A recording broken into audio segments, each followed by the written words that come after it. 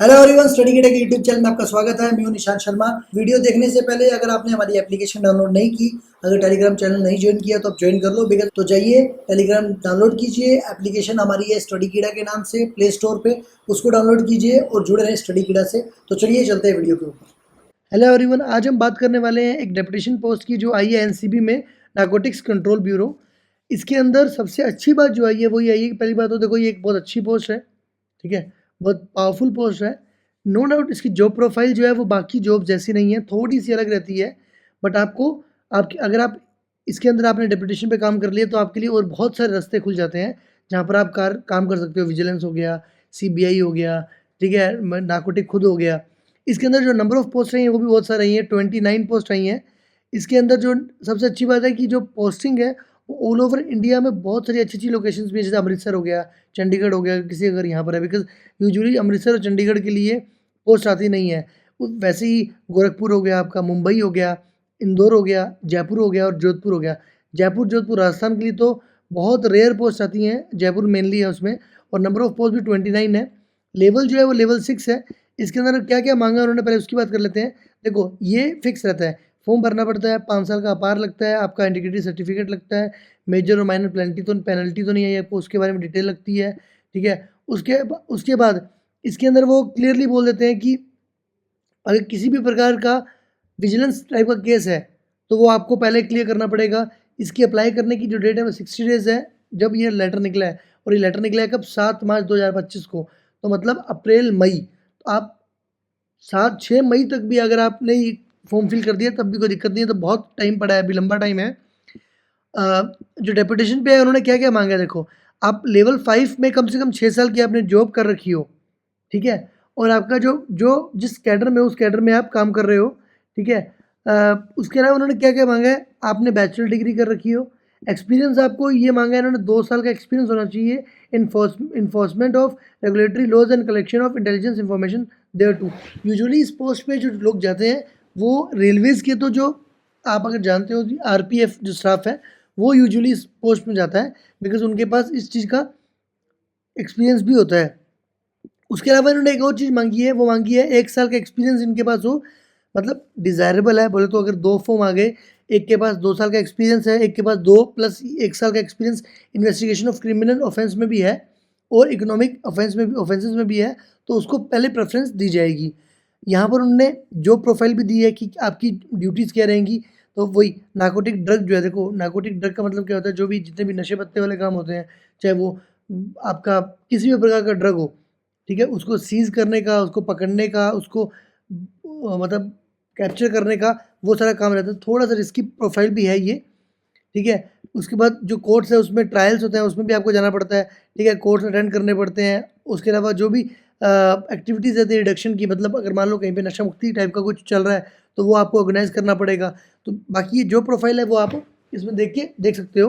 जो डेपुटेशन है वो बहुत अच्छी है इसके अंदर। देखो, जो इन्होंने बोला डेपुटेशन वो आप मैक्सिमम 7 ईयर्स तक कर सकते हो, और अगर आप मान लो अभी ऑलरेडी किसी एक्स कैडर पोस्ट में काम कर रहे हो, ठीक है? तो उसको इंक्लूड करके 7 ईयर से ज़्यादा आप नहीं कर सकते। मान लो आप ऑलरेडी कहीं पे काम कर रहे हो और वहाँ पर आप किसी पोस्ट पे हो, मान लो आप सीबीआई में हो, आपको वहाँ की जॉब पसंद नहीं आ रही या और कोई रीज़न है, आपको लोकेशन अच्छी मिल रही है और अब आप स्विच करना चाहते हो, तो आप डायरेक्टली वहाँ से भी स्विच कर सकते हो, लेकिन वहाँ के जो 2 साल है वो भी काउंट होंगे और वो मिला के 7 ईयर्स बाईपास नहीं होने चाहिए। मतलब ऐसे नहीं कि आपको वहाँ काम करते हुए 4 साल या 5 साल होने वाले हैं और आप यहाँ भी जॉइन कर लोगे और आप 7 साल रहोगे। नहीं, वो वाला टाइम इंक्लूड करके 7 ईयर्स क्रॉस नहीं करना चाहिए और जो एज है वो 56 ईयर्स से ऊपर नहीं होनी चाहिए। तो अगर आप एलिजिबल हो, इस फॉर्म को ज़रूर भरें। अगर आप इंटरेस्टेड हो, आपका घर पास पड़ रहा है, तो इस फॉर्म को ज़रूर भरो।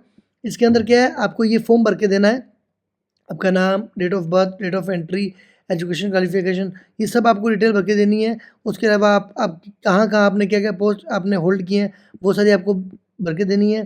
देन आपको किस आप एमएससीपी आपको मिली है कि नहीं मिली, कब से क्या मिली है, ये सारी जो डिटेल है, सिंपल फॉर्म है, बस वो फॉर्म भर के और आपको देखो ये बहुत अच्छा खासा लंबा फॉर्म है और आपको देखो ये प्रोसेस क्या रहता है, आप फॉर्म भरते हो, एक एप्लीकेशन लगाते हो, उसके ऊपर जो नोटिफिकेशन है उसकी डिटेल लगाते हो, वो लगाने के बाद आप पर्सनल डिपार्टमेंट में भेजते हो। पर्सनल डिपार्टमेंट उस फाइल को पुटअप करता है, आपके कंट्रोलिंग ऑफिसर जो रहते हैं। हाँ, ये फॉर्म भरने से पहले आपको अपने कंट्रोलिंग जो आपका जो कैडर कंट्रोलिंग है ना, उससे आपको साइन लेना पड़ता है। वो लेने के बाद आप क्या करोगे, आप जाओगे पर्सनल डिपार्टमेंट में, पर्सनल डिपार्टमेंट उस फाइल को पुटअप करेगा, उस फाइल को पुटअप करेगा आपके कंट्रोलिंग ऑफिसर के पास, वो ई ऑफिस पे ही अप्रूवल देगा।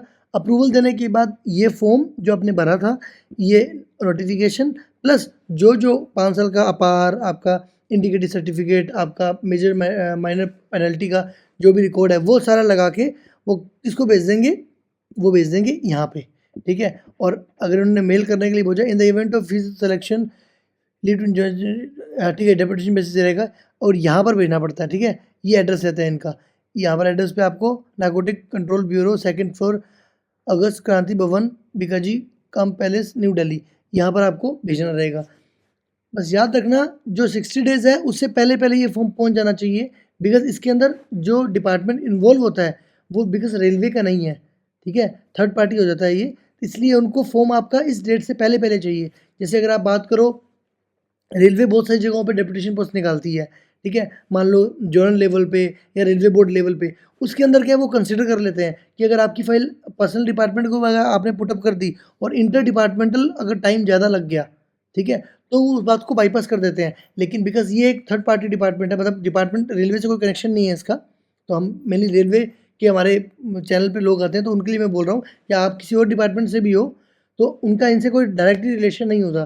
तो इनको ये इस बात से फ़र्क नहीं पड़ता कि आपने फ़ॉर्म किस डेट को अप्लाई कर दिया था, आपको फ़ॉर्म अप्लाई भी करना है। आपको पर्सनल डिपार्टमेंट में जो भी आपके एपीओ हैं उनके टच में, आपके चीफ ओएस, आपके डिपार्टमेंट के जो एपीओ रहेंगे, सॉरी मतलब मैं अगर जो भी आपके ए ग्रेड, जो आपके असिस्टेंट ग्रेड के ऑफिसर रहेंगे, उनके टच में रह के इस फाइल को टाइमली बाउंड मैनर में पहुँचवाना पड़ेगा, ठीक है। बाकी सबसे अच्छी जो चीज़ मेरे को इसमें लगी, एक नंबर ऑफ़ पोस्ट, इतनी पोस्ट आती नहीं, बिल्कुल भी नहीं आती, ठीक है। और दूसरी बात, सबसे अच्छी चीज़ क्या है, ये लोकेशंस बहुत अच्छी लोकेशंस हैं।